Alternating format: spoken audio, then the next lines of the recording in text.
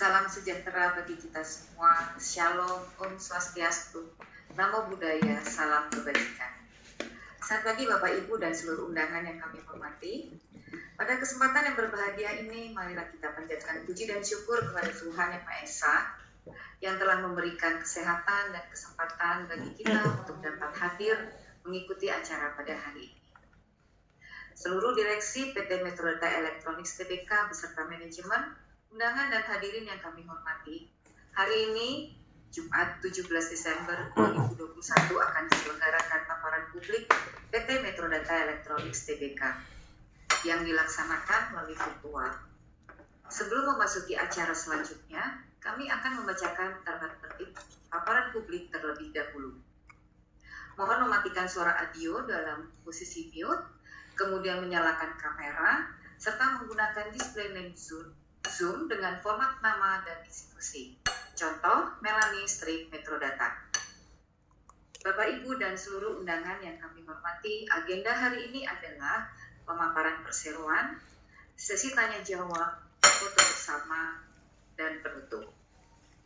Kemudian dalam sesi tanya jawab, silakan Bapak Ibu untuk menulis pertanyaan dalam kolom chat dengan menyebutkan nama dan institusi.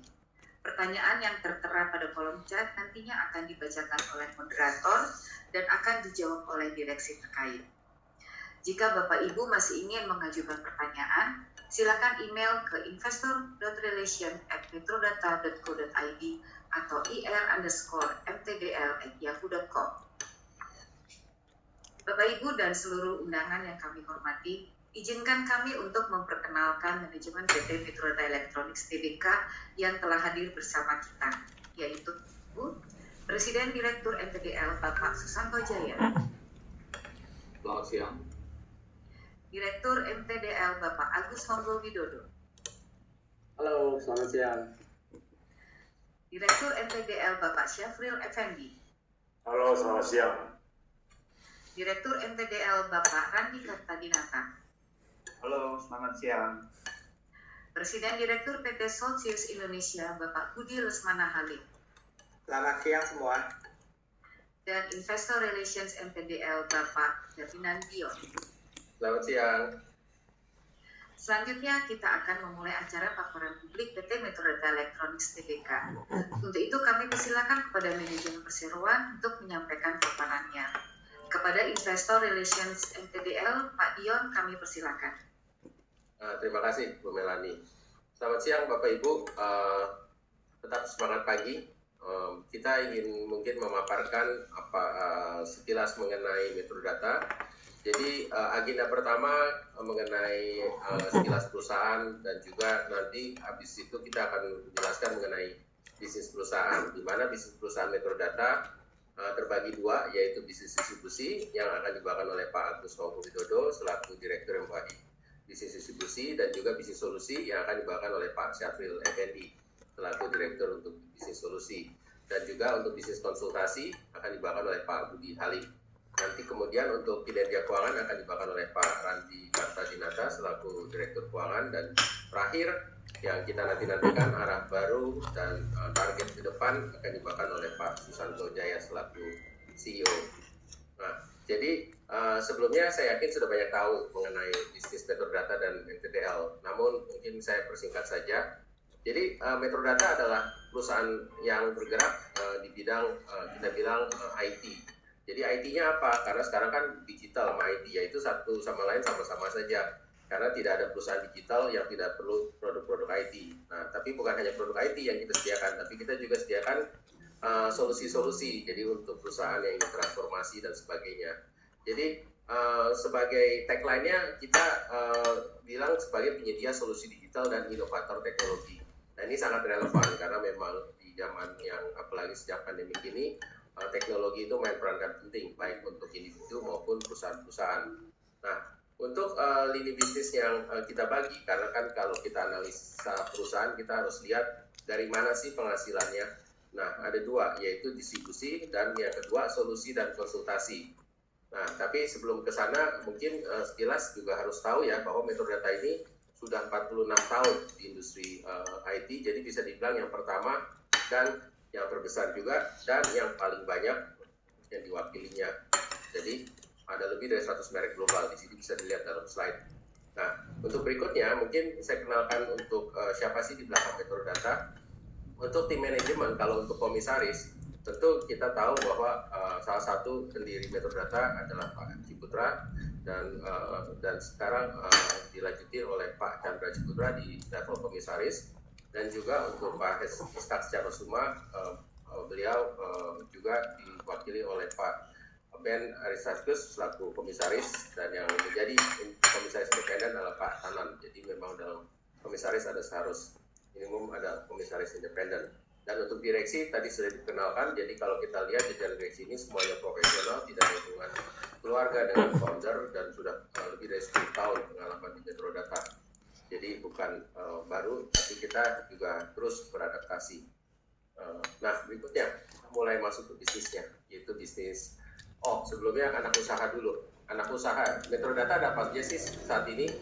Nah, tadi kan kalau kita ngomong bisnisnya ada distribusi dan ada solusi dan konsultasi. Jadi kalau distribusi itu di bawah PT Sinex Metrodata Indonesia. Jadi itu adalah perusahaan joint venture dengan Sinex Taiwan. Nah, Sinex Taiwan itu siapa? Sinex Taiwan itu adalah perusahaan distributor IT terbesar di dunia, bukan di Asia lagi, di dunia.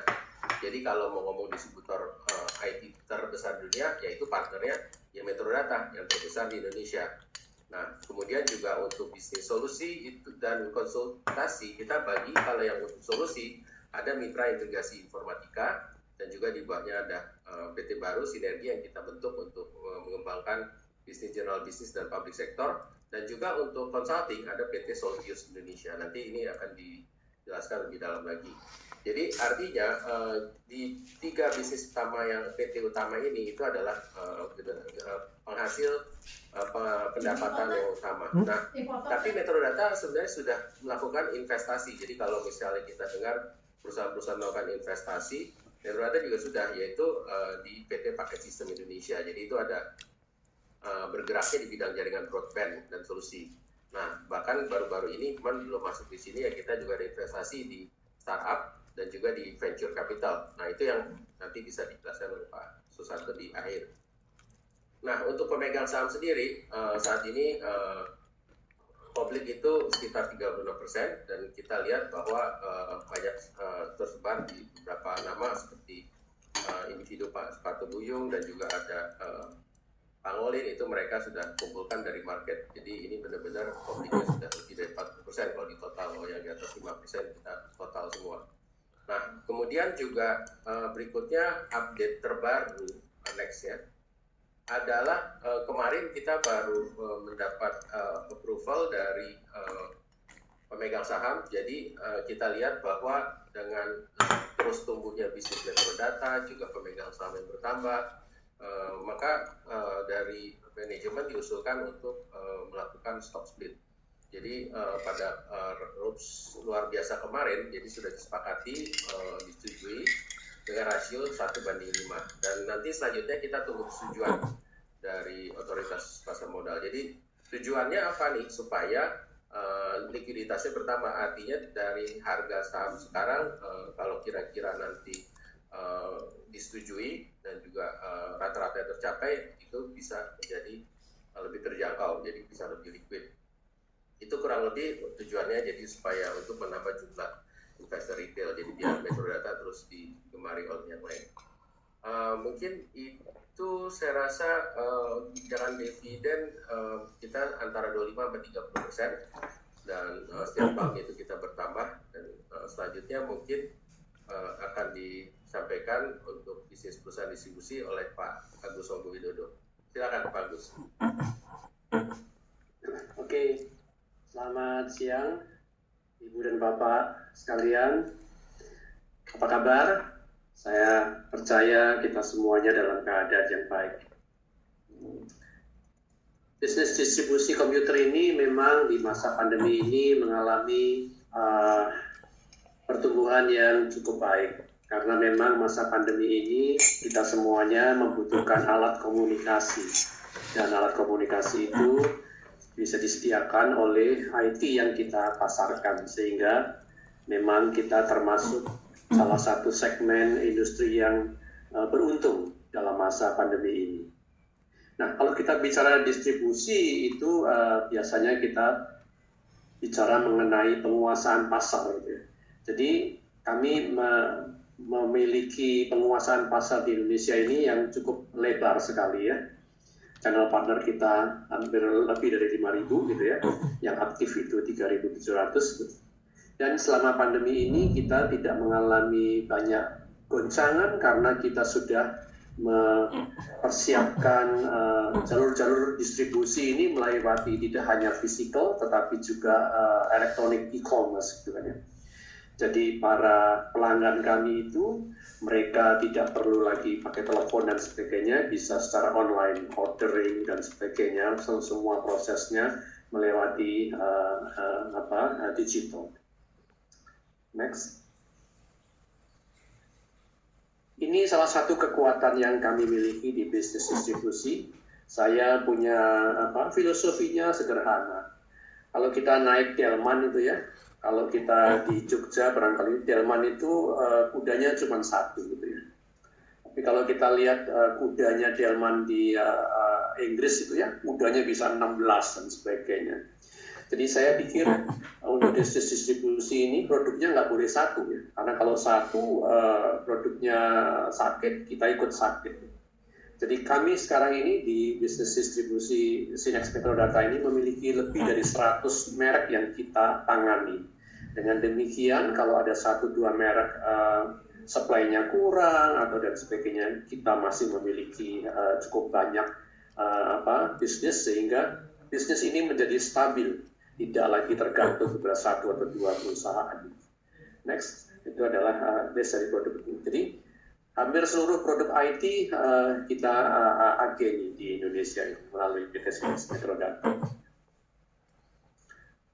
Kemudian kalau kita bicara distribusi, kita juga bicara mengenai logistik. Jadi kami membangun logistik center ini untuk meningkatkan efisiensi ya. Karena produk yang kita tangani ini banyak sekali gitu ya. Jadi semakin banyak, semakin efisien kita menanganinya. Karena kita bisa mengirimkan berbagai macam produk kepada pelanggan dengan satu moda transportasi yang efisien. Kita memiliki main warehouse di Jakarta, di area Cibitung itu, dan juga kita memiliki ada 12 lokasi di kota-kota besar di Indonesia. Sehingga dengan jaringan ini kita bisa mensupply atau kita bisa menangani 120 kota di Indonesia yang kita bisa jangkau dalam waktu kurang lebih next day, hari berikutnya.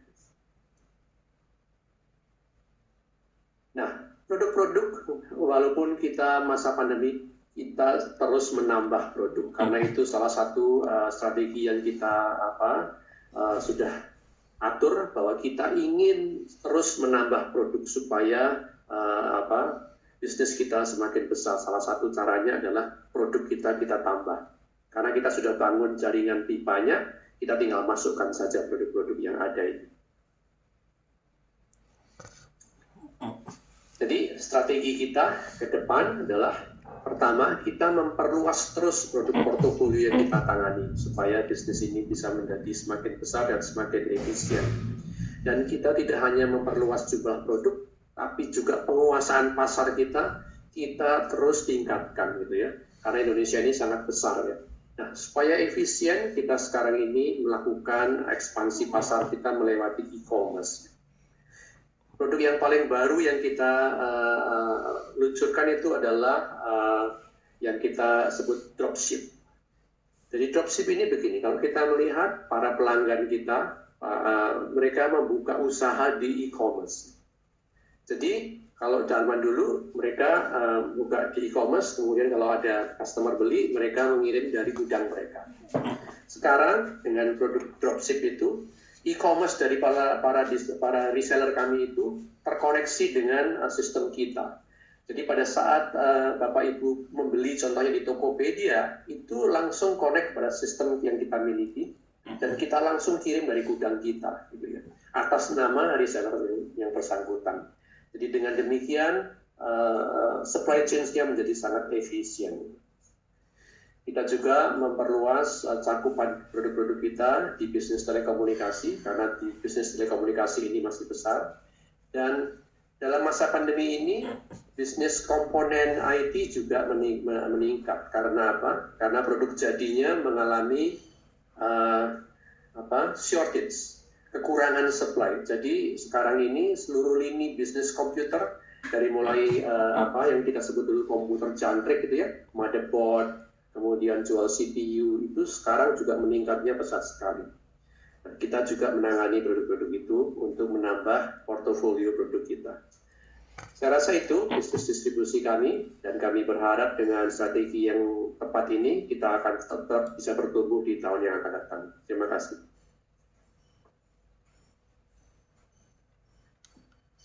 Ya, selamat siang Bapak-Bapak, Ibu-Ibu.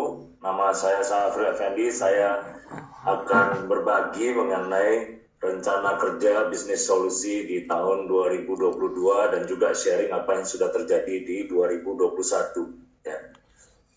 Jadi seperti kita ketahui, kita sudah meluncurkan fokusnya itu di area 8 pilar, dan itu kita sudah canangkan kurang lebih 5 tahun yang lalu. Jadi kita sudah bisa melihat ke depan bisnis-bisnis apa aja yang akan jadi trending, yang dibutuhkan oleh pelanggan, dan kita luncurkan ini sebelum pandemi. Jadi kita melihat apa yang kita perkirakan akan terjadi itu betul-betul terjadi selama masa pandemi 2 tahun terakhir nih ya.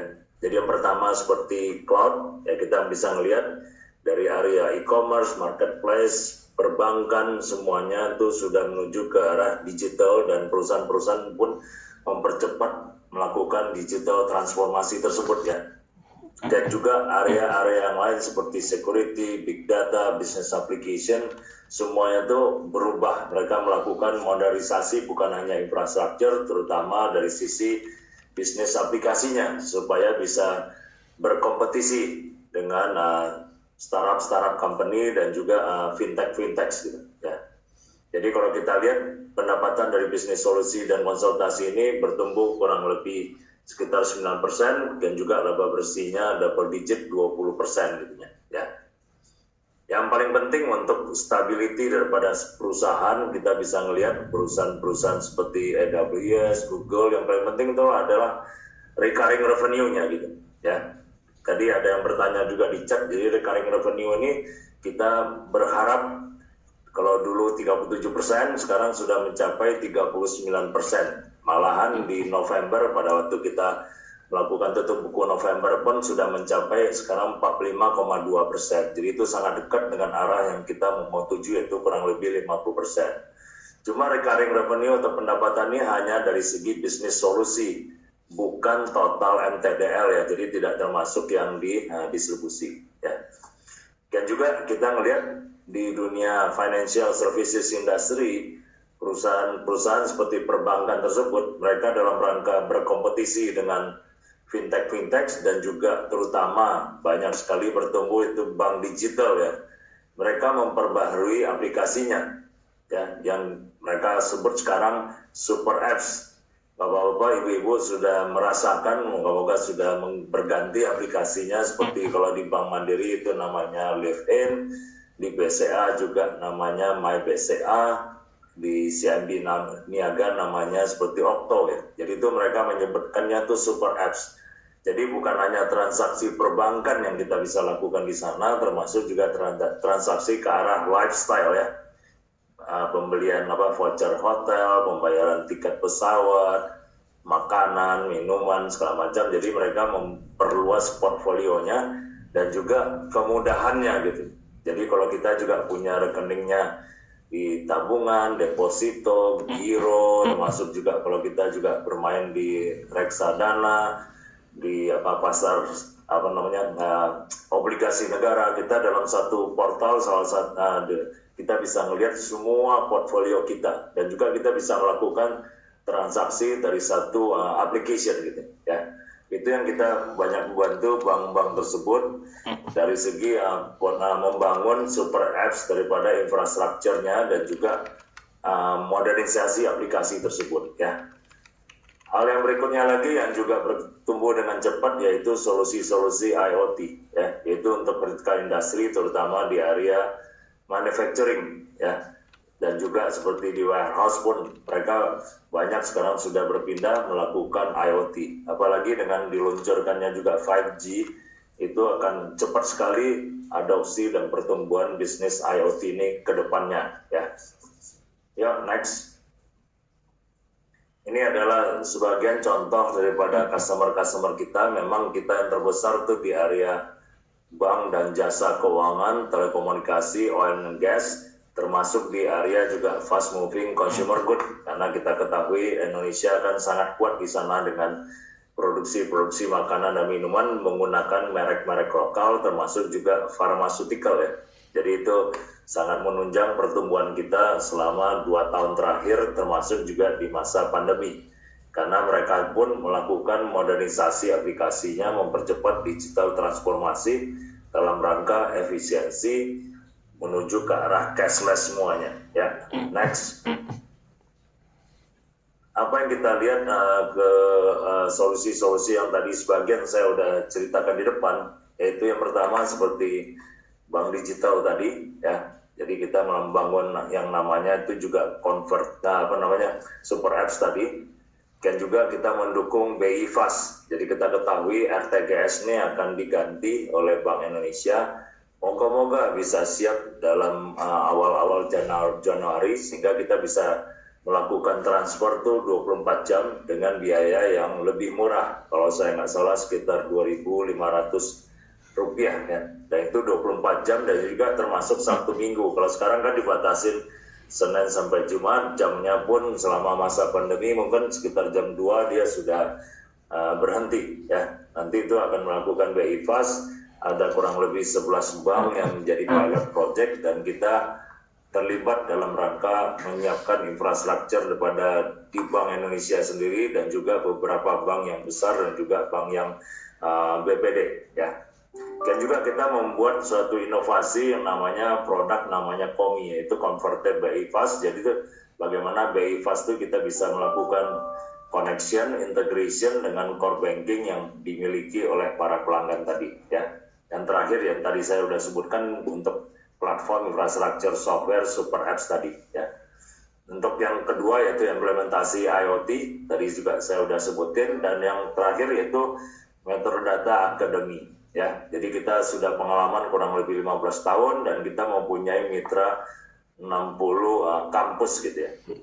Yang terakhir yang kita ikut dan sangat sukses untuk menunjang programnya pemerintah yaitu Kampus Merdeka. Jadi itu berhubungan dengan kurang lebih 28 universitas gitunya. Jadi kita membantu mahasiswa sesuai programnya Pak Nadiem yaitu untuk intensif. Jadi kita menyediakan membantu mereka untuk mengajar mereka selama 6 bulan dan mereka juga dapat uang yang bayar tuh pemerintah gitunya, ya. Kita sebagai pengajar dan yang mempunyai konten dan platformnya membantu mempersiapkan mereka ke arah dunia bisnis begitu mereka nanti lulus dari kuliahnya, ya.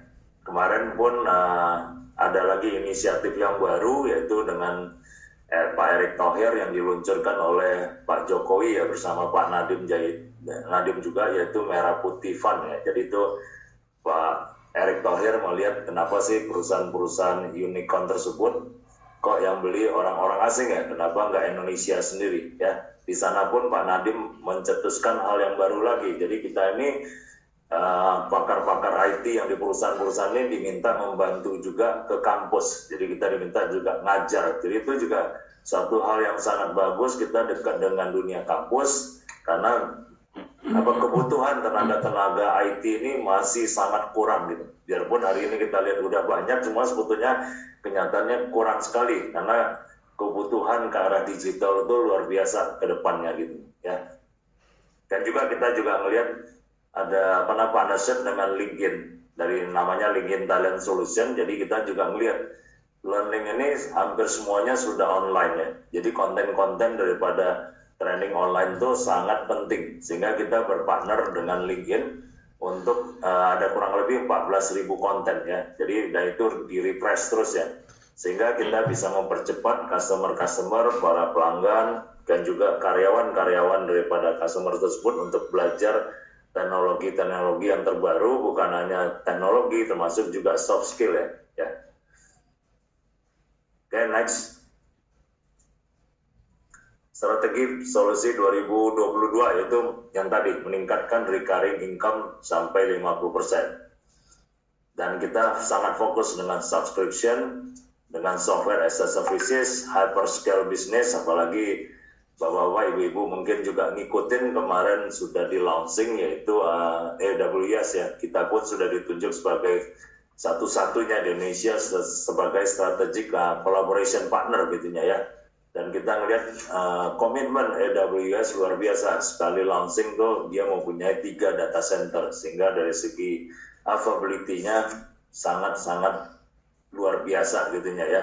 Dan juga kemudahannya yaitu sudah local data center, sehingga mengenai data residensi yang kita lihat sangat dipertanyakan banyak di perbankan, kita nggak ada masalah lagi sekarang. Dan juga Google udah ada setahun yang lalu ya.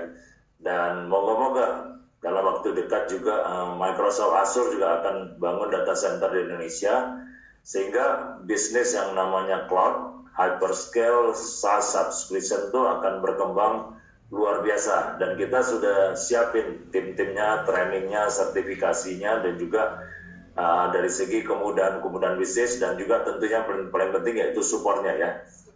Jadi itu bagian daripada recurring income. Dan kalau kita lihat hari ini pun kita dari subscription, SaaS, dan hyperscale itu sudah bertumbuhnya 30-40% setiap tahun. Jadi itu sangat trending, sangat bagus sekali untuk menghadapi penurunan di area server dan storage. Jadi itu adalah kompensasi kita beralih ke cloud, karena itu akan bertumbuhnya luar biasa cepat ya.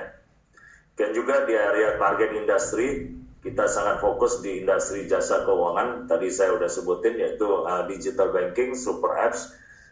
Mereka berpindah ke microservices, DevOps ya, dan juga security. Yang sangat bagus sekali pertumbuhannya dan kita akan kembangin yaitu di area public sector ya. Public sector itu aja tahun ini kita udah mencapai, baru sampai November aja kita bisa mendapatkan 27 customer baru di public sector. Karena Bapak dan Ibu-Ibu tahu kita udah meninggalkan public sector itu kurang lebih 6 tahun yang lalu. Kita baru kembali tahun 2021, begitu masuk kita udah mendapatkan kontrak yang baru sekitar 211 miliar rupiah ya. Jadi itu satu pertumbuhan yang bagus sekali di area solusi, dan kita bisa ngelihat di tahun depan pun kita menargetkan kurang lebih ada 300 miliar, yaitu kurang lebih bertumbuhnya 30% di area public sector. Karena kita lihat juga government, public sector ini melakukan luar biasa juga digital transformasi ya. Mereka juga ngikutin perkembangan teknologi informasi ya. Dan juga kan Pak Jokowi sendiri, Indonesia harus go to digital ya. Solusi yang lain juga kita fokus ke hybrid cloud, karena kita melihat tidak semuanya akan 100% ke cloud. Pasti ada juga yang di on-premise untuk aplikasi-aplikasi yang sangat kritikal dan juga belum siap dipindahkan ke cloud. Dan juga business application yang lain, baik daripada big data dan juga analytics, termasuk juga standar. Masih banyak perusahaan di Indonesia yang belum punya ERP, Human Capital Management, sampai ke arah contohnya itu financial budgeting, financial consolidation seperti yang kita lakukan juga di Kementerian BUMN ya. Jadi kita dapat project dan mestinya sudah harus go live di bulan Desember ini ya. Dan juga omni channel yang banyak sekali di area telco dan IoT, dan termasuk juga artificial intelligence. Oke, next.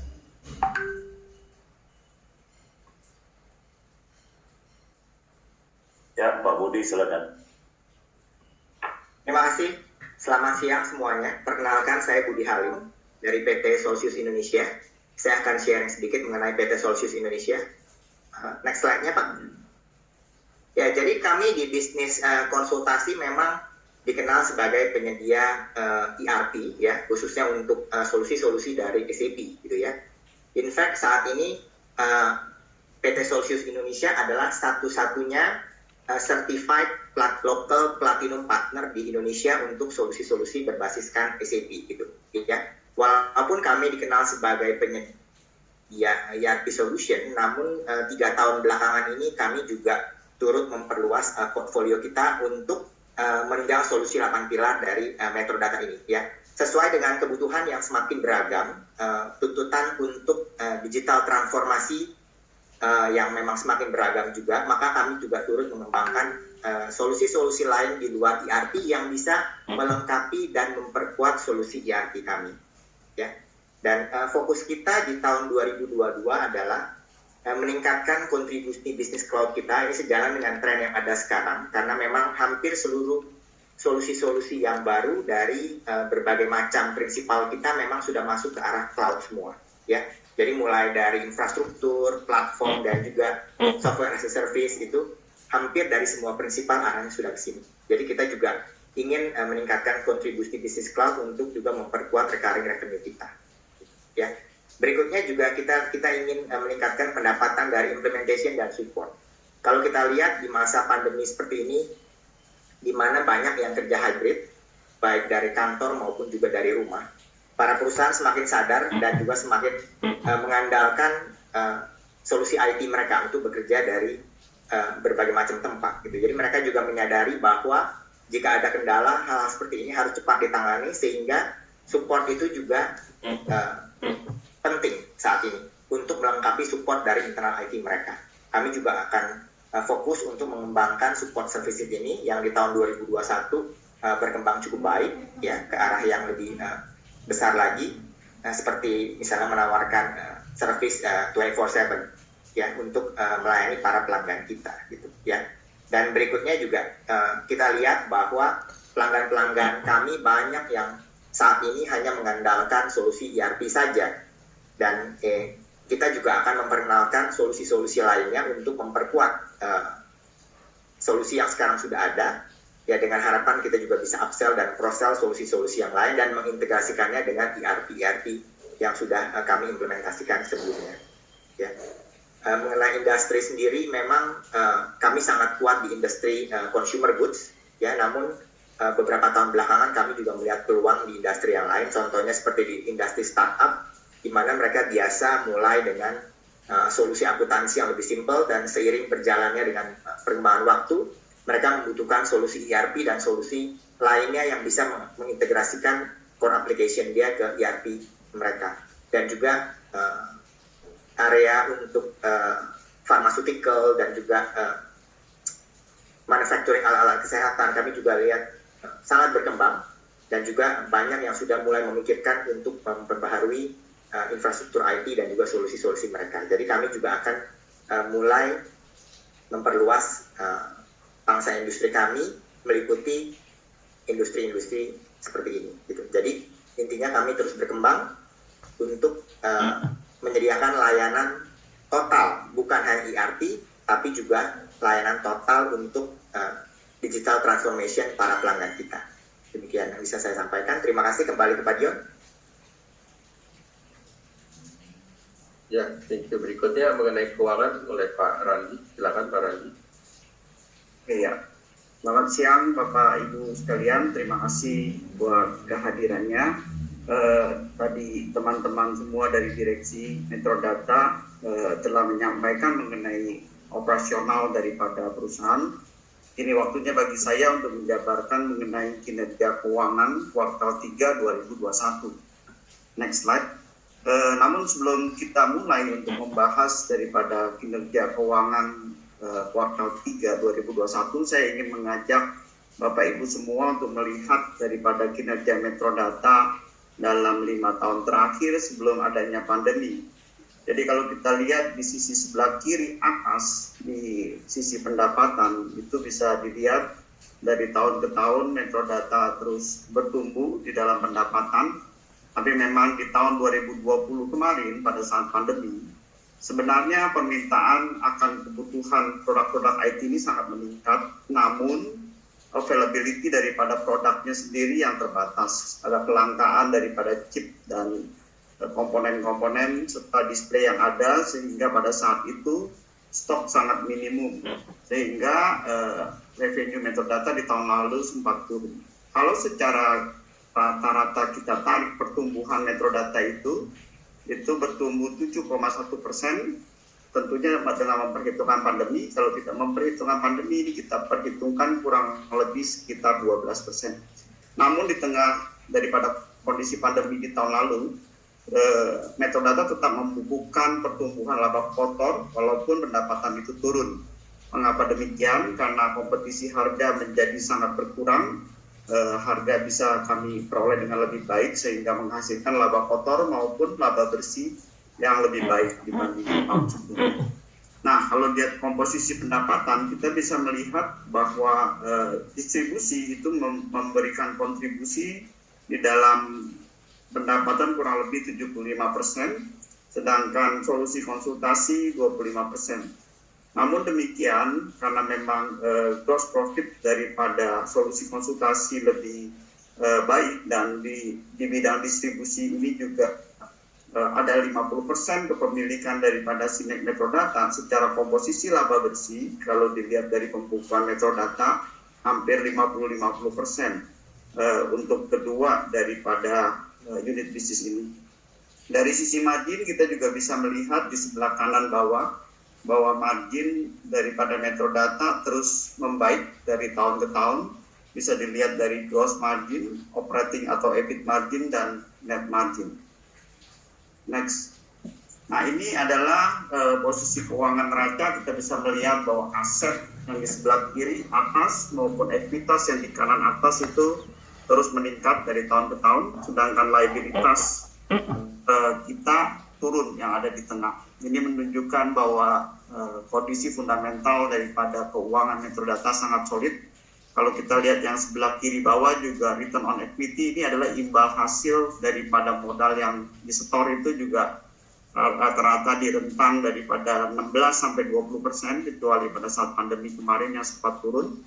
Bahkan untuk yang debt equity yang berada di tengah bagian bawah, tahun 2020 kita hampir tidak punya utang sama sekali. Nanti kita bisa lihat di 2021 utang ke bank kita 0.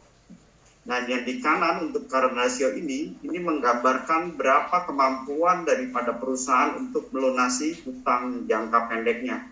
Metrodata mempunyai kemampuan 2,3 kali daripada utang jangka pendeknya untuk melunasi. Next.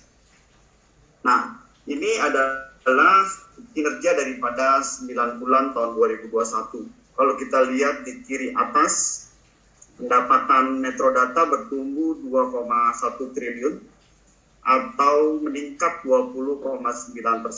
Walaupun kondisi daripada pemenuhan supply daripada IT ini, produk-produk IT belum sepenuhnya kembali pulih. Namun Metrodata melakukan banyak diversifikasi daripada produk-produk yang dijual untuk memenuhi kelangkaan daripada produk yang ada. Metrodata kami memasuki supply untuk Chromebook, Dignas, Pendidikan Tinggi, Kementerian Pendidikan Tinggi, juga kiranya kita juga membawa brand-brand baru untuk notebook, diantaranya ada Infinix, dan juga melakukan supply untuk banyak brand-brand yang terkait dengan smartphone dan produk-produk gaming. Di luar daripada itu, dari sisi yang solusi konsultasi, kita juga terus berinovasi. Tadi telah dijelaskan oleh Pak Syafil bahwa kita juga memberikan kontribusi di dalam pengembangan BI Fast. Jadi banyak sekali bank-bank yang terkait dan memberikan kepercayaannya kepada Metrodata di dalam implementasi daripada BI Fast ini. Sehingga pendapatan Metrodata naik 2,1 triliun di tahun 2021 sampai dengan September. Laba kotor kita meningkat 146 miliar atau naik 16%, dan laba bersih kami juga meningkat 31,3% atau bertumbuh sekitar 83 miliar.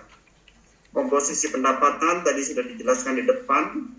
Ini kalau kita melihat selama kuartal ketiga memang distribusi mendapat lebih banyak permintaan di dalam hal IT, sementara untuk yang solution consulting di kuartal 3 kemarin memang terdapat beberapa penundaan implementasi karena tingginya pandemi pada saat itu. Namun kami melihat bahwa di kuartal 4 ini kondisi sudah mulai kembali pulih dan baik daripada distribusi dan solusi konsultasi ini tetap memberikan kontribusi peningkatan di kuartal ke-4 ini. Sementara kontribusi komposisi laba bersih seperti tadi disampaikan hampir 50-50 untuk kedua unit bisnis ini. Next. Dan ini adalah rasio dan margin. Di sebelah kiri adalah rasio finansial. Kalau kita lihat karena rasio ini kemampuan membayar tadi sudah sempat dijelaskan. Dan yang di kanan ini debt to equity ratio, kita tidak punya hutang bank sama sekali karena kalau kita lihat di kanan malah uang kas dan setara kas yang dimiliki Metrodata itu mencapai 1,8 triliun. Kemudian return on asset dan return on equity sendiri ini sangat tinggi. Kalau kita lihat return on equity-nya 18% dan return on asset-nya 6,9%. Jauh sangat tinggi dibandingkan dengan apabila kita melakukan deposito ke bank. Dan kalau yang di tengah dilihat ini untuk gross margin relatif stabil, sedikit mengalami penurunan karena memang tahun lalu di kondisi pandemi 2020 kami di tengah kelangkaan daripada produk, tentunya pada saat itu banyak kenaikan harga ya. Tapi ini 8,6% ini adalah sesuatu yang normal, sementara EBIT margin kami dan net margin kami juga bertumbuh. Nah, untuk arus kas tadi telah dijelaskan, sedangkan untuk utang bank tidak ada sama sekali, bahkan Metrodata mempunyai fasilitas pinjaman yang diberikan oleh bank itu sekitar 1,9 triliun yang kami belum gunakan. Jadi ini Metrodata ingin mengembangkan bisnisnya itu sudah tersedia fasilitas pinjaman yang ada di bank. Sedangkan dari sisi kinerja yang paling bawah untuk collection daripada piutang, kita bisa melihat bahwa koleksi piutang kita itu semakin membaik. Kalau tahun-tahun dulu sebelum pandemi itu bisa 50-55 hari, sekarang di 40 hari. Sedangkan hutang juga kita membayar dengan lebih cepat. Nah, persediaan memang secara normal harusnya stok barang kita ada di 55-60 hari. Tahun 2020 itu sangat kecil sekali karena stoknya sangat langka, namun 2021 ini sudah mulai naik. Jadi stok barang yang ada di gudang kurang lebih 45 hari ini pun belum mencukupi dan belum kembali ke titik normal. Jadi dapat disimpulkan bahwa secara keseluruhan kondisi fundamental daripada keuangan Metrodata sangat baik. Saya kira demikian. Saya serahkan ke Pak Susanto untuk melanjutkan. Terima kasih. Ya, selamat siang semua hadirin. Saya Susanto ya, ingin menjelaskan tentang new direction ya Metrodata. Ya, boleh next slide gitu. Jadi Metrodata baru per 28 Oktober 2021, jadi tanggal Sumpah Pemuda, kita melakukan pembaharuan visi dan misi. Ya, ada suatu kutipan daripada Jeff Bezos bahwa apa? Kalau kita tidak berubah, maka kita akan gagal. Intinya secara itu kan, artinya memang sudah tidak ada pilihan lagi. Nah, Metrodata juga tujuannya memperkuat peran Metrodata di ekosistem digital nasional. Ya. Nah, apa yang pembaharuannya? Pembaharuannya visinya berubah menjadi pusat aktualisasi ekonomi digital terdepan. Ya, jadi secara singkatnya saja adalah pusat aktualisasi ekonomi digital terdepan dengan tiga misi. Ya, untuk mencapai visi itu misinya dilakukan satu, pertama mendorong kemajuan teknologi digital di Indonesia. Ya, karena kita selalu Metrodata selalu aktif. Ya, kita juga setiap tahun senantiasa melakukan Metrodata Solution Day. Itu sebenarnya kita merupakan pembawa trendsetter ya, perkembangan teknologi global dibawa ke Indonesia yang akan dinikmati oleh itu perusahaan maupun individual sehingga untuk kemajuan perekonomian di Indonesia. Yang kedua, kita tuh menghadirkan solusi transformasi digital seperti tadi yang sudah dijelaskan panjang lebar juga, yang inovatif dan layanan yang prima kepada pelanggan dan mitra bisnis. Ketiga, tentunya kami juga harus memperhatikan seluruh stakeholder, yaitu terutama itu memaksimalkan nilai pemegang saham dan membangun lingkungan yang ideal untuk bekerja. Ya. Pertanyaannya, apa sih tujuan utama melakukan perubahan visi dan misi itu? Ya, sebenarnya kalau boleh kami share bahwa Metrodata merencanakan diri untuk menjadi unicorn dalam jangka waktu 1 sampai 3 tahun ke depan. Ya. Dan itu realistis karena Metrodata hari ini kapitalisasi pasarnya market cap itu 9 triliun. Sedangkan untuk menjadi unicorn seperti teman-teman kita ketahui, itu market cap-nya dibutuhkan $1 miliar dengan kurs 14.500 berarti 14,5 triliun. 9 triliun ke 14,5 triliun kurang lebih 50%. Yang menurut kami akan kami capai dengan perubahan visi dan misi ini dalam waktu 1 sampai 3 tahun ke depan. Next slide.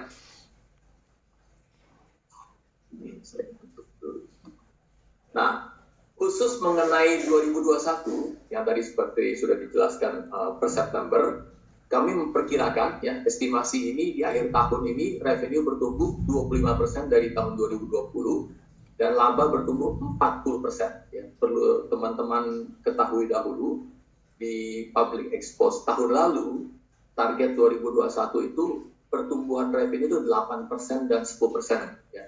Tapi hari ini pencapaiannya jauh di atas itu, yaitu 25% dan 40%. Ya, ini yang bisa kami sampaikan. Semoga ini berjalan dengan lancar, ya. Bisa saja melewati itu, ya kan? Sedangkan untuk tahun 2022, pertanyaannya bagaimana? Nah, 2022 kami lihat ekonomi akan cenderung lebih stabil lagi, ya kan? Kemudian kita berharap kondisi COVID itu membaik, jadi sehingga kita menargetkan pertumbuhan revenue itu 15%. Dan pertumbuhan laba itu 20%. Mengapa? Karena istilahnya pertumbuhan 2021 sudah sangat tinggi. Ya. 15 dan 20% juga per tahun akan membuat Metrodata itu secara dengan price earning ratio yang sama, itu dalam waktu less than 3 years itu kita akan menjadi unicorn. Ya. Jadi kapitalisasi pasar itu akan menjadi unicorn. Nah, untuk mencapai itu kita juga merencanakan ada pertumbuhan non-organik, ya, dengan melakukan penjajakan dan mencari peluang yang tersedia di 2 bidang utama. Ya. Pertama adalah kita akan ada mencoba untuk berupaya bertumbuh secara anorganik di bidang solution and consulting. Ya, tadi seperti tadi disebutnya itu bahwa Metrodata itu porsi solution and consulting itu revenue 25%, secara laba itu kan kurang lebih 50%. Nah, kalau kita ada anorganik di solution and consulting, itu akan membuat pertumbuhan revenue dan pertumbuhan laba itu jauh lebih tinggi. Yang kedua, bahwa Metrodata juga akan menjadi teknologi incubator dan termasuk digital ecosystem, ya. Termasuk kita akan melakukan investasi di startup, ya. Nah, sebenarnya kita akan mencapai hal ini melalui 3 strategi utama. Ya, di sini hanya disebutkan 2, ya.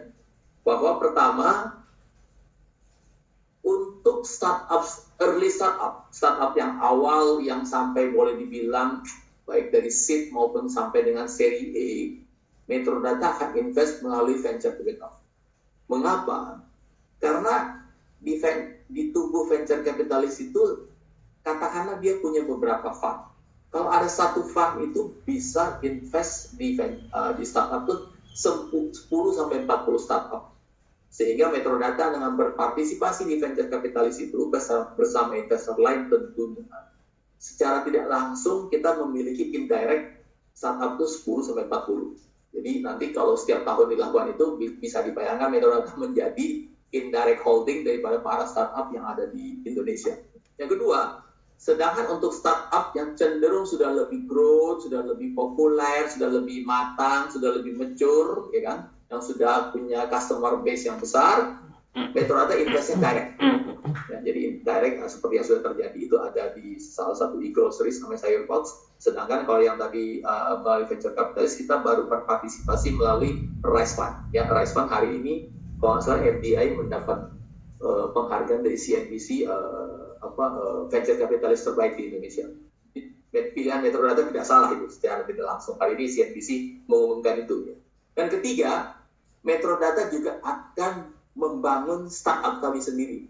Ya, tentunya kami sudah punya program tertentu yang akan kami lakukan mulai tahun 2022. Jadi ada 3 strategi utama melalui venture capitalist, direct kepada mature startup, dan juga membangun startup sendiri. Ya.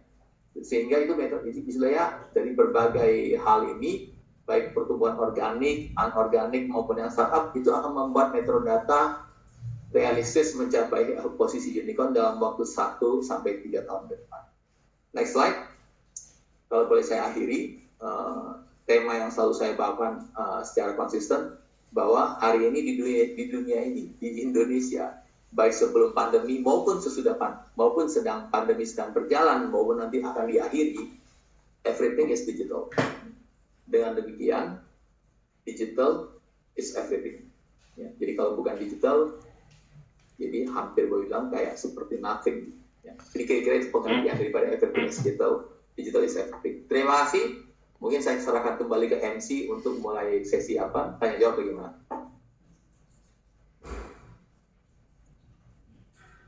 Baik, terima kasih atas pemaparannya Pak Dio dan Bapak-Bapak Direksi MTDL. Bapak, Ibu, dan seluruh undangan yang kami hormati, manajemen Metro Data Elektronik TBK telah selesai melakukan presentasi paparan publik. Selanjutnya memasuki sesi tanya jawab yang akan dipandu oleh moderator Ibu Gita. Kami persilakan. Terima kasih Ibu Melani atas kesempatannya. Selamat siang Bapak dan Ibu serta rekan-rekan media. Saat ini kita sudah memasuki sesi tanya jawab. Kembali saya sampaikan mengenai guideline untuk sesi tanya jawab pada kali ini, yaitu silakan menulis pertanyaan pada kolom chat dan menyebutkan nama dan institusi. Kemudian pertanyaan yang tertera akan saya bacakan kembali. Dan bagi hadirin yang ingin mengajukan pertanyaan, silakan email ke investor.relation@metrodata.co.id atau ir_mtdl@yahoo.com. Baik, langsung saja saya bacakan pada kolom tanya jawab. Sudah ada beberapa pertanyaan yang masuk. Yang pertama ialah dari Bapak Rigan, yaitu investor individu. Yang pertama saya langsung bacakan 3 pertanyaan. Di sini ditanyakan, dealer aktif MTDL meroket dari 3.700 dibanding 1.800 pada data Pubex tahun lalu. Apa yang menyebabkan penambahan pesat ini? Lalu yang kedua, strategi tahun 2022, meningkatkan recurring income sampai 50%. Maksudnya berbanding recurring income 2021 ini atau porsi keseluruhan revenue menjadi 50%. Recurring plus 50% distribusi. Bagaimana strateginya? Dan yang ketiga, di lini bisnis distribusi, MTDL punya competitive advantage lewat skala besar dan kerjasama dengan Cinex sang raksasa. Namun, bagaimana dengan lini solusi dan konsultasi? Apakah competitive advantage MTDL di bidang ini seperti misal high switching cost di mana pelanggan akan ribet banget perpindahan sistem ke kompetitor? Mungkin dari Bapak Direksi bisa dibantu untuk jawabannya. Terima kasih. Oke, saya jawab pertanyaan yang pertama. Jadi kalau kita melihat memang dealer aktif kita meningkat pesat, itu karena ada beberapa hal. Yang pertama adalah kita punya bisnis telekomunikasi tahun 2021 ini meningkat pesat. Dan itu menjadi salah satu faktor utama yang menyebabkan jumlah reseller aktif kita semakin besar. Yang kedua adalah kita punya jangkauan dengan e-commerce, itu memperlebar juga jangkauan kami kepada lebih banyak reseller. Saya rasa 2 itu yang menyebabkan jumlah dealer aktifnya semakin besar.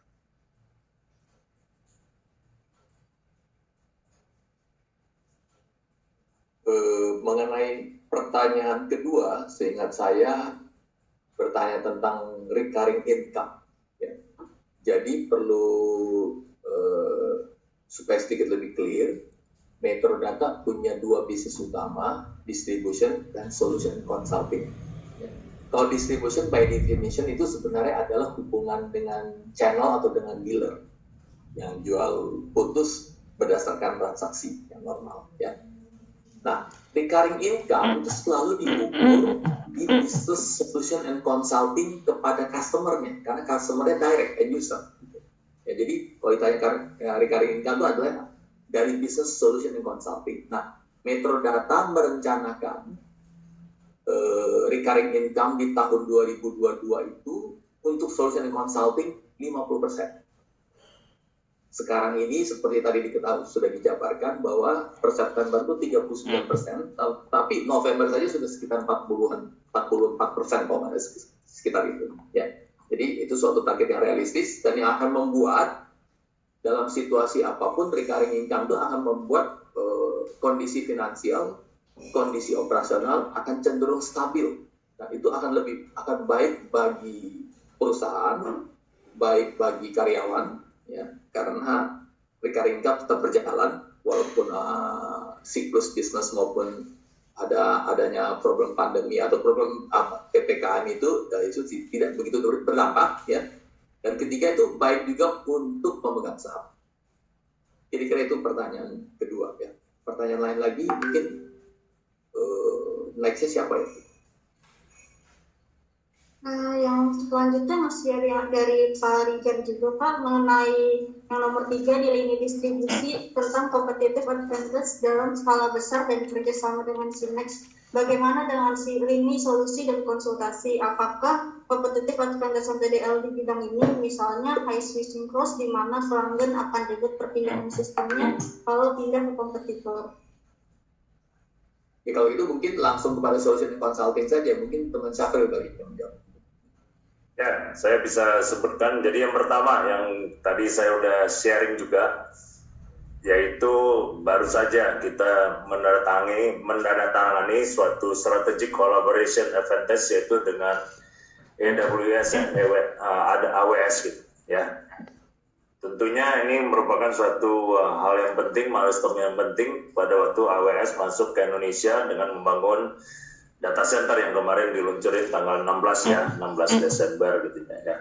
Apa manfaatnya bagi Metrodata dan juga tentunya ke pelanggan, yaitu kita mendapatkan suatu metodologi yang dilakukan oleh AWS pada waktu kita melakukan pendekatan penjualan ke customer untuk solusi cloud yang berbasis AWS tersebut, ya.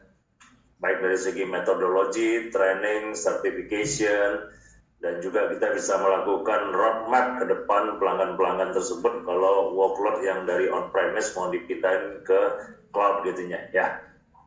Dan juga bukan hanya orang konsultan yang di training, termasuk juga orang sales, mungkin juga kayak direksi, gimana kita juga bisa berhubungan dengan direksi calon-calon pelanggan kita untuk mengatakan kalau Anda berpindah ke cloud, contohnya tuh efisiensi apa yang bisa didapatkan, di samping kalau tadi CAPEX sekarang berpindah ke arah OPEX, ya. Dan juga kita bisa melakukan prediksi per bulan tuh biayanya berapa, dan juga kalau ada yang tidak diperlukan bisa langsung dikurangin sehingga biaya per bulannya itu bisa menurun gitu ya. Itu contoh-contohnya yang kita lakukan strategic collaboration dengan prinsipal yang terbesar cloud di dunia, yaitu AWS. Tentunya juga hal yang sama kita lakukan dengan Microsoft gitu ya. Microsoft juga dari segi IT company kan terbesar di dunia sekarang, ya. Kita pun dengan Microsoft tuh besar sekali. Setahun tuh kita ada dengan Microsoft tuh sekitar 40 sampai 45 juta US dollar kita berbisnis dengan Microsoft. Jadi Microsoft pun punya yang cloud solution juga dengan Azure, dan juga yang berbasis software as a services sebagai Office 365 yang di cloud, ya. Jadi itu dengan juga yang ketiga juga dengan Google Cloud Platform. Jadi itu salah satu yang kita lakukan strategic partnership gitunya, ya, dengan 3 cloud provider yang terbesar di dunia. Tentunya juga dengan software-software yang lain, ya. Contohnya kalau dengan ERP juga yang nomor 1 di dunia, yaitu dengan Pak Budi itu melakukan dengan SAP, di Metrodata kita dengan Oracle, dan juga ada Microsoft Dynamics. Untuk CRM pun kita melakukan partnership itu dengan Salesforce yang nomor 1 juga di dunia. Jadi kita selalu berhubungan itu dengan raksasa yang terbesar, baik itu di area cloud maupun di area yang software tersebut. Sehingga bagi customer juga kita memberikan itu the best solution di dunia, ya. Jadi mereka bisa menjadi world class company, ya, karena menggunakan solusi-solusi yang world class, dan di dalamnya tuh ada best practice yang dilakukan oleh perusahaan-perusahaan yang terbesar di dunia juga gitu. Jadi itu meningkatkan dari segi competitiveness dari perusahaan-perusahaan di Indonesia gitu ya. Kalau mereka juga belajar transformasi digital, ya. Jadi itu yang saya bisa sharing mengenai yang strategic partnership yang kita lakukan dengan para pemain-pemain IT terbesar di dunia tersebut gitu ya. Kalau dalam hal perpindahan di dunia ini kan tidak ada suatu keterikatan, ya, apalagi di dunia cloud, ya. Karena itu kita juga melakukan investasi yang besar-besaran dari segi manusianya sendiri. Namanya tuh kita invest Customer Success Manager, ya. Jadi bukan hanya orang sales, namanya sekarang Customer Success Manager. Karena di dunia cloud itu orang berpindah tuh mudah sekali. Kayak Bapak berpindah tadi handphone provider, telco provider, dari Telkomsel ke Excel Axiata, ke Ooredoo, segala macam. Apa yang menyebabkan Bapak bertahan di Telkomsel, Excel ataupun Indosat? Balik-balik yaitu customer service-nya, ya, customer experience-nya, customer engagement-nya, dan yang paling penting ya local support, ya. Jadi kekuatan kita adalah di local support. Dan kita udah biasa memberikan support ke arah perbankan yang nomor 1 di Indonesia pun, dan itu selalu on kan 7x24 jam ya. Jadi kalau kayak sekarang di akhir tahun orang-orang kita tuh nggak boleh libur. Karena transaksi perbankan tuh meningkat, transaksi telco juga meningkat kan, ya. Jadi kita udah biasa, sehingga begitu kita mengelola cloud tersebut, behavior, habitnya kita tuh sudah ada, ya.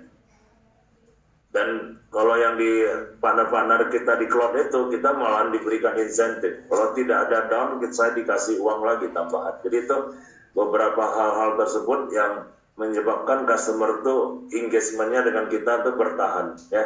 Jadi bukan hanya harga murah, gitu. Karena tuh nggak akan jangka panjangnya nggak bertahan, ya. Itu aja. Dengan kompetitor ya pastilah itu salah satu caranya kita untuk compete, berkompetisi dengan mereka, manusia, dan juga komitmen dan reputasi perusahaan. Metrodata juga udah 46 tahun kan, ya. Kompetitor kita bisa hitung dengan jari yang sudah go public kan, ya. Oke, itu aja dari saya. Terima kasih. Terima kasih Bapak-bapak sekalian. Selanjutnya ada pertanyaan dari Mas Dimas Media Pontan. Yang pertama itu, apa ada rencana penambahan merek untuk segmen bisnis distribusi tahun depan? Kalau iya, ada apa aja dan prospeknya bagaimana? Yang kedua ialah bagaimana persaingan bisnis IT dan solusi menurut NTDL baik tahun ini dan tahun depan, dan posisi perusahaan dalam industri tersebut. Kemudian yang ketiga mengenai target dan pendapatan dan laba bersih NTDL di tahun depan. Dari Mas Dimas sekaligus menjawab pertanyaan dari Mas Gogor dan juga Mbak Pipit yang bertanya terkait target. Silakan Bapak sekalian boleh dijawab. Terima kasih. Oke, jadi kalau pertambahan produk itu kita memang menjadi strategi kita untuk kita menambah produk. Cuman pada saat kita belum menandatangani, saya belum bisa sharing nama produk yang kita akan tangani di tahun depan. Tapi pada saat saya sudah tanda tangan, nanti kita akan press conference dan memberitahu produk-produk apa saja yang kita akan tangani di tahun yang akan datang.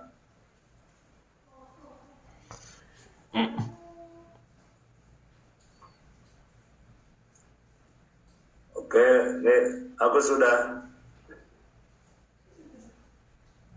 Selanjutnya yang nomor 2 terkait persaingan bisnis IT dan solusi menurut NTDL yang baik di tahun depan itu seperti apa, dan posisi perusahaan NTDL di industri tersebut itu bagaimana, Pak? Saya coba jawab ya, Safril ya. Jadi kalau kita ngelihat tren ya, kalau kita lihat daripada studi daripada IDC, Gartner, dan juga kita ngelihat sendiri, ngerasakan sendiri di lapangan, yaitu yang tren ke depan itu yang paling akan bertumbuh besar itu adalah cloud, gitu. Ya, itu nggak ada pilihan yang lain lagi. Jadi kita sangat beruntung dari 5 tahun yang lalu kita sudah memulai dengan Microsoft Azure, Cloud, dan Google dan juga AWS ya. Dari sana kita berpindah lagi, perusahaan-perusahaan itu sangat penting dengan data analytics ya, data scientist segala macam. Karena itu kita udah set up juga sekitar 3 tahun yang lalu satu bisnis unit khusus untuk big data dan analytics. Karena sekarang data-data itu masih silo. Sekarang tuh mereka ingin menggabungkan menjadi suatu data lake. Sekarang dengan adanya cloud solution kita jauh sangat lebih fleksibel. Kalau dulu on-premise, sekarang bisa lakukan juga secara cloud. Jadi contohnya kita memperkenalkan kayak Google BigQuery. Semua orang udah tahu search engine yang paling bagus di dunia adalah Google. Jadi pada waktu kita memperkenalkan solusi BigQuery dari Google, itu langsung diterima. Implementasinya juga lebih cepat. Harganya sangat terjangkau karena mereka bisa mulai dengan skala yang lebih kecil dan berkembang nanti dengan perkembangan pertumbuhan datanya, dan juga sambil mereka belajar gimana monetize data-data tersebut yang sudah mereka miliki, dan mereka bisa juga membuat suatu prediktif ke depan, forecast sampai ke arah machine learning dan artificial intelligence. Itu yang kita lagi buat sama-sama pelanggan untuk ke arah roadmap ke sana itunya ya.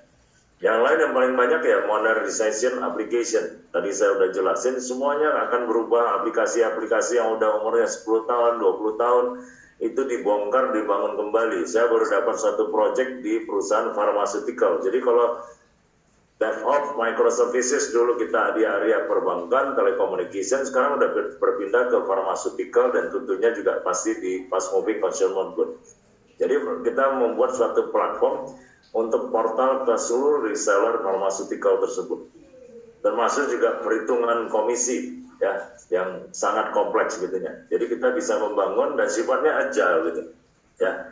Jadi kita ngelihat pertumbuhan ke sana tuh luar biasa. Tentunya ya di area security semuanya ya akan memerlukan security, no doubt ya. Dan business application ya. Jadi semuanya akan berpindah contohnya ke CRM, omnichannel. Kalau dulu cuma ERP, Human Capital Management, sekarang udah ke CRM, omnichannel ya. Karena semuanya itu ingin satu screen itu bisa melayani pelanggannya jauh lebih baik tanpa menggunakan contact center lagi gitu. Jadi semuanya komplain tuh sekarang melalui WhatsApp, Facebook, Line gitu ya. Itu yang dilakukan para milenial ke arah sana gitu ya. Jadi itu yang diperlukan oleh customer, dan juga chatbot ya. Kita dapat banyak project chatbot dari telco company dan juga perbankan ya. Tentunya nanti di industri yang lain yang kita udah lakukan juga di education, contohnya dengan BINUS ya. BINUS University itu menggunakan CRM dan juga chatbot dari kita. Jadi itu adopsinya luar biasa jadinya ya. Kalau bagaimana posisi perusahaan di dalam industri tersebut, kita nggak punya data yang spesifik kecuali dengan kompetitor kita. Jadi contohnya dengan multipolar technology, Anabatic yang di solution ya, dan juga Astragrafia yang Agit ya. Menurut kita nomor 1 hari ini ya. Tahun ini mestinya kita bisa mencapai 3,9 sampai 4 triliun rupiah hanya bisnis solusi aja ya. Jadi kalau yang bukan go public ya saya nggak tahu angkanya, cuma kalau di pasaran kita ngobrol-ngobrol ya kita memang tetap kita yang terbesar ya dari segi solusi ini. Oke, terima kasih. Terima kasih Pak Zafril.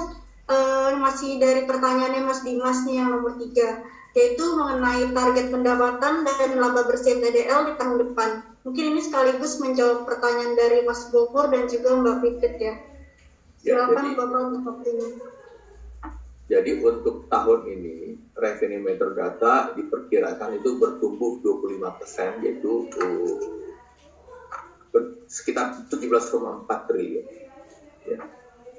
Jadi perlu diketahui bahwa kita sebelumnya menargetkan 8%, tapi pertumbuhannya 25%. Di tahun depan 2022 revenue kita proyeksikan bertumbuh 15% menjadi 20 triliun.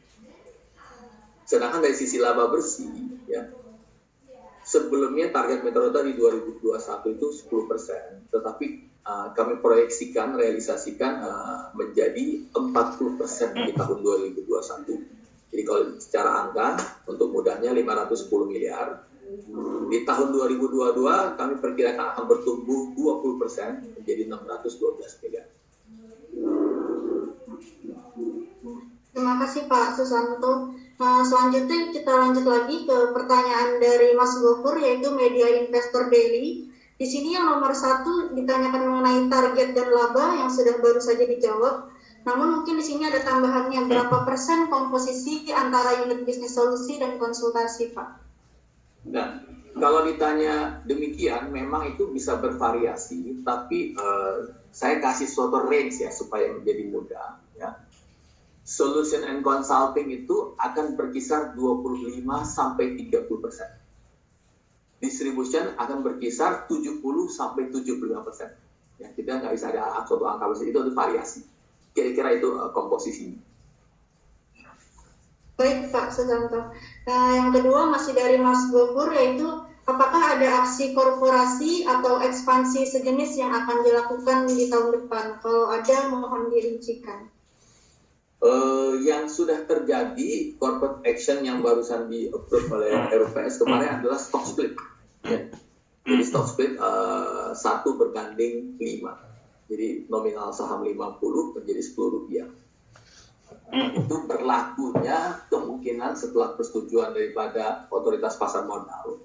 Maksudnya itu adalah Bursa Efek dan OJK. Itu tradingnya diperkirakan akan berlaku yang baru itu di bulan Januari. Jadi nanti teman-teman akan melihat bahwa harga saham Metrodata akan menjadi 1/5, tapi jumlah saham beredar akan menjadi 5 kali lipat. Ya, itu akan tentunya akan membuat investor retail merasa saham Metrodata itu menjadi lebih liquid, lebih murah, dan lebih bisa membuat banyak orang berinvestasi. Ya. Dan juga sebenarnya ini kita juga ikut mendukung program Yuk Nabung Saham, sehingga siapapun di investor Indonesia itu bisa mengoleksi saham Metrodata, ya, karena itu menjadi suatu harga yang murah sekali. Itu corporate action yang terjadi. Sedangkan kalau yang ke depan, kita memang melakukan penjajakan untuk melakukan pertumbuhan non-organik dan juga investasi di startup. Ya, seperti yang tadi sudah dijelaskan tadi itu. Yang investasi non-organik itu terus terang ya, maksudnya sedang dalam negosiasi, ya belum bisa diumumkan. Ya. Sedangkan yang startup yang sudah terjadi, kita sudah invest di venture capitalist 1, dan juga sudah invest di mature startup di tahun 2021, akan kita teruskan lagi di tahun 2022. Ya. Kalau nggak salah di chat juga ada pertanyaan, berapa sih perkiraan anggaran biaya? Itu kan risikonya tinggi juga. Kami memperkirakan untuk mudahnya untuk di bidang yang startup itu 1-2 juta dolar per tahun.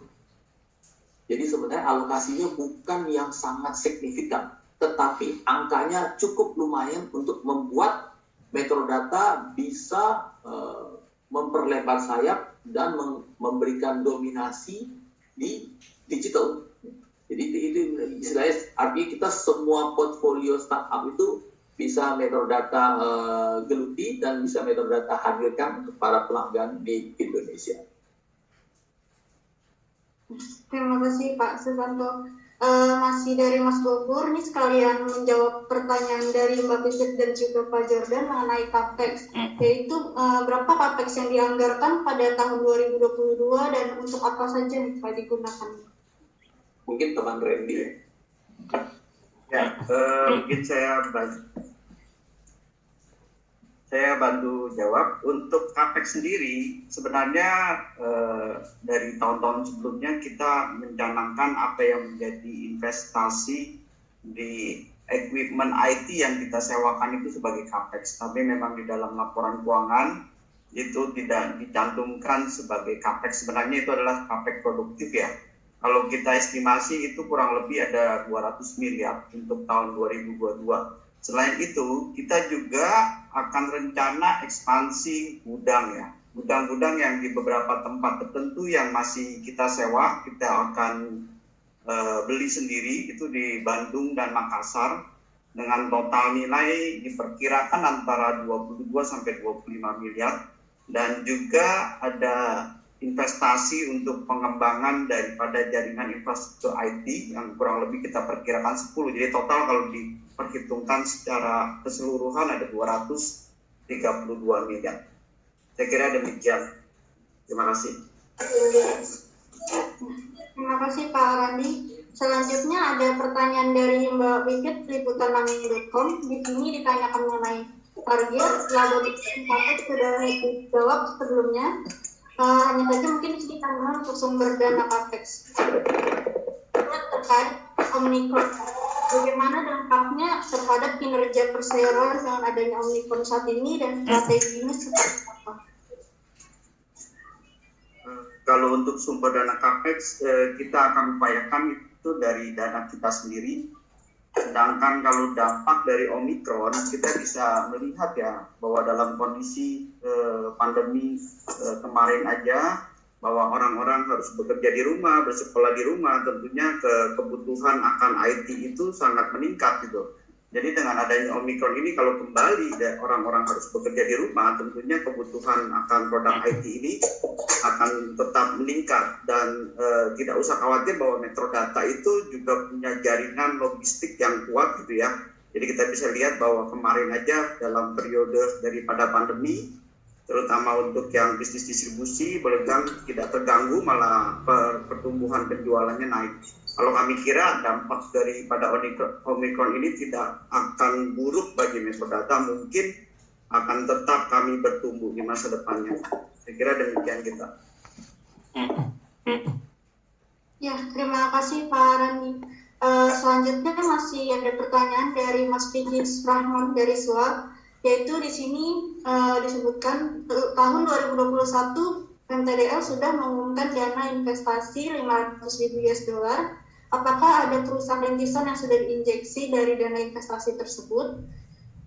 Kemudian yang kedua, proyeksi pendanaan MTDL pada tahun 2022 untuk perusahaan rintisan yang tadi mungkin sudah sempat dijelaskan oleh Pak Sumanto.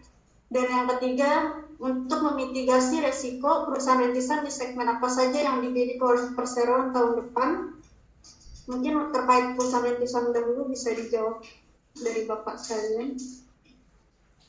Ya, jadi di tahun 2021 itu perlu supaya lebih jelas lagi. Kita melakukan investasi di dua tempat. Yang pertama, investasi sebesar $500.000 di Rise Fund yang dikelola oleh MBI Ventures.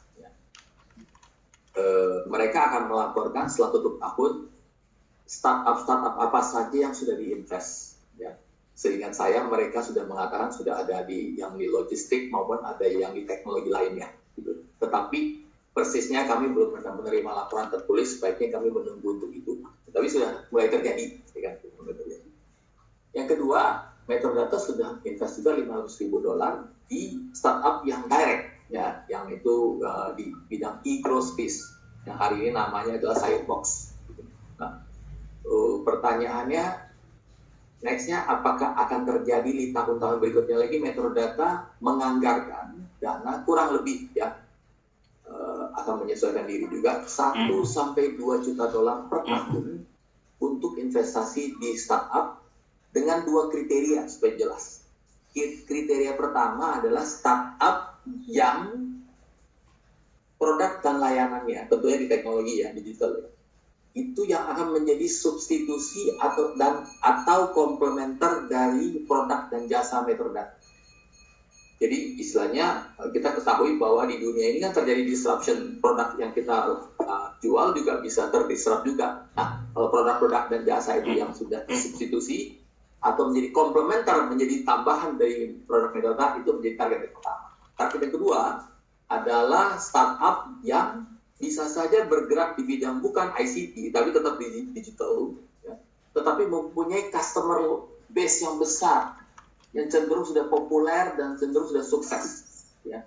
Nah, itu Metrodata bisa menjadi bagian daripada teknologi provider bagi mereka.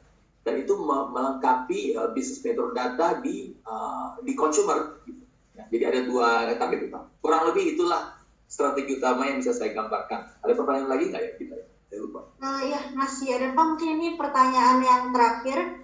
Karena dari terakhir itu ada dari Mas Bis dari Indonesia itu sudah terjawab terkait belanja modal ya Mas Aska. Terus kemudian yang terakhir itu masih ada dari Mas Vicky Suara, yaitu apa strategi perseroan untuk talenta digital yang digarap anak usaha MII serta lembaga pendidikan, sehingga nantinya ketersediaan talenta digital itu bisa berdampak terhadap pendapatan di masa mendatang. Ya mungkin teman Safri dulu. Jadi gini, jadi selama ini kan kita sudah mempunyai itu program bootcamp ya.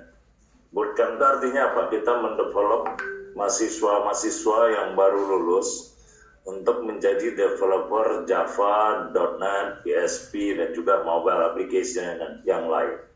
Setiap tahun itu kita merekrut hampir kurang lebih 200 mahasiswa yang baru lulus. Ya. Sedangkan developer hari ini kita mempunyai 600. Jadi kita targetkan kita mempunyai talenta untuk developer saja ya, di luar yang lain yang infrastruktur lebih banyak lagi gitu ya.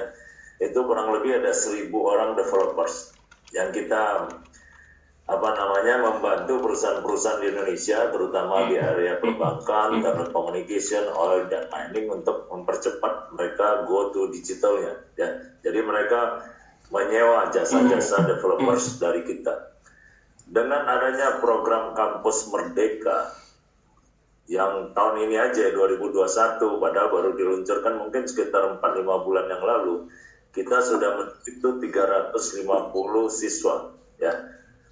Ya mereka tuh ikutnya tuh 6 bulan sebelum mereka lulus kuliah, ya. Jadi internshipnya tuh kalau dulu kan kerja praktek ya sebetulnya, sekarang namanya lebih keren internship. Kita mendidik mereka baik di bidang, sekarang masih di bidang security. Jadi mereka kalau lulus dari program internship kita juga bisa tampung di tempat kita, karena kita juga mau punyai bisnis di arah managed security operations. Ya, jadi kita udah mendidik mereka kurang lebih 350 orang.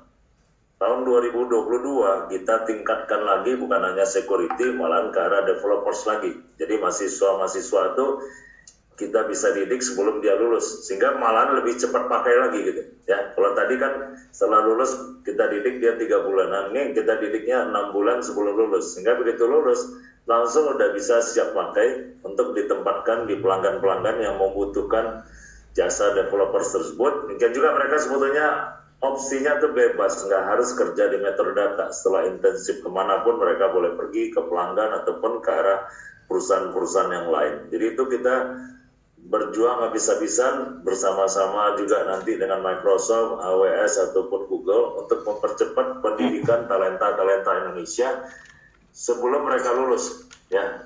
Dan juga nanti diisi dengan konsep-konsep entrepreneurship, ya. Jadi bukan hanya technical saja gitu. Jadi itu sangat menunjang yang program Pak Jokowi akselerasi digital, ya. Yang kemarin 2 hari yang lalu baru diluncurkan ya bersama Pak Erik dan juga Pak Nadiem, ya.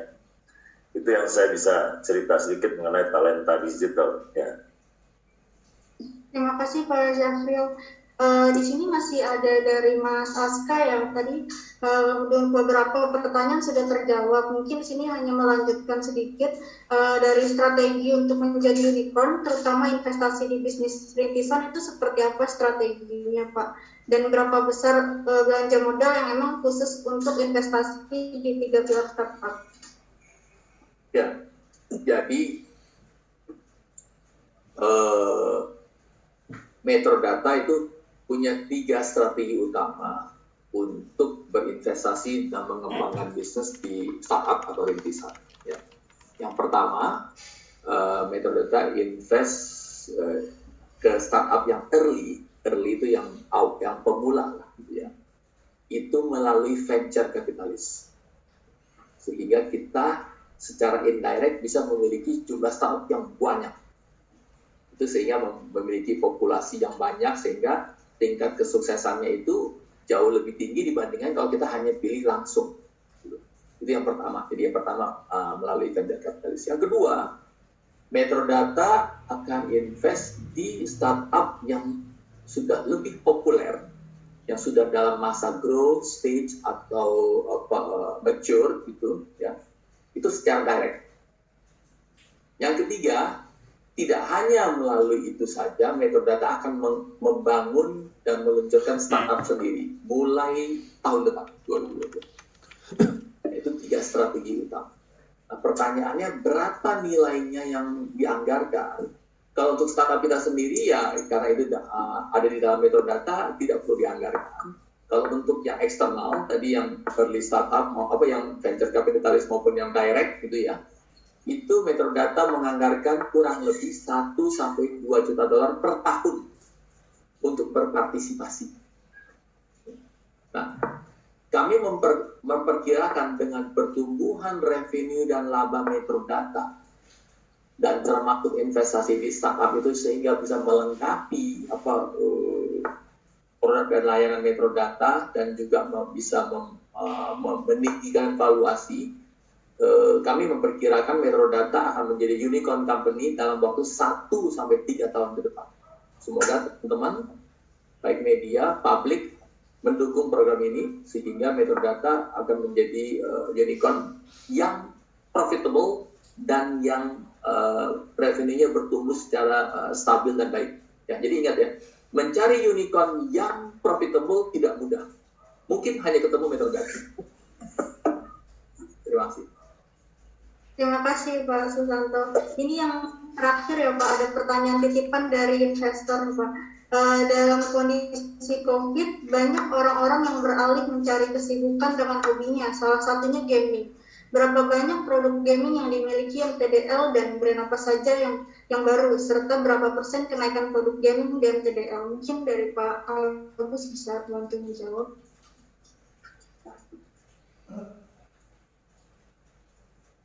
Oke,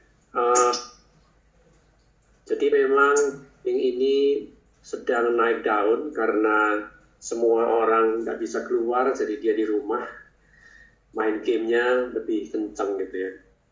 Jadi bisnis gaming ini tahun yang lalu bertumbuh kencang sekali ya, saya bilang kencang sekali karena hampir 2 kali lipat pertumbuhannya dari tahun sebelumnya. Merek yang kita pegang, hampir semua merek kita pegang gitu ya, baik dari laptop, desktop maupun peripheralnya gitu ya. Bisnis gaming sendiri dari total offset yang kita tangani itu lebih dari 1,5 triliun, itu hanya gaming saja gitu ya. Jadi kalau kita lihat dari bisnis distribusi kurang lebih dari 10% itu bisa didapat dari gaming bisnis. Ya, terima kasih Pak Agus atas penjelasannya. Mungkin berhubung dengan waktu kita sudahi sampai di sini untuk sesi tanya jawabnya. Bagi hadirin yang memang masih ada pertanyaan yang memang belum terjawab atau masih ingin mengajukan pertanyaan, bisa di email ke kami yaitu investor.relation@metrodata.co.id atau ir_mtdl@yahoo.com. Selanjutnya saya serahkan kembali kepada MC Ibu Melani. Terima kasih. Terima kasih Ibu Gita. Bapak Ibu dan seluruh undangan yang kami hormati, seluruh rangkaian acara paparan publik PT Metrodata Electronics Tbk telah selesai. Atas nama direksi dan Dewan Komisaris, kami menutup acara hari ini dan mengucapkan terima kasih atas kehadiran dan partisipasi Bapak Ibu di acara paparan publik PT Metrodata Electronics Tbk. Jika masih ada pertanyaan lebih lanjut, dapat menghubungi kami melalui email investor.relation@metrodata.id atau ir_mtdl@yahoo.com. Bapak Ibu, sebelum acara selesai, mohon menyalakan kamera video dan kita akan melakukan foto bersama. Silakan Ibu Gita untuk dipandu. Ya, baik, terima kasih Ibu Melani. Kepada Bapak dan Ibu, mohon dapat menyalakan kamera videonya untuk kita lakukan sesi foto bersama. Saya hitung dalam hitungan ketiga, akan dimulai untuk sesi fotonya. 1, 2, 3. Ya, mungkin satu kali lagi.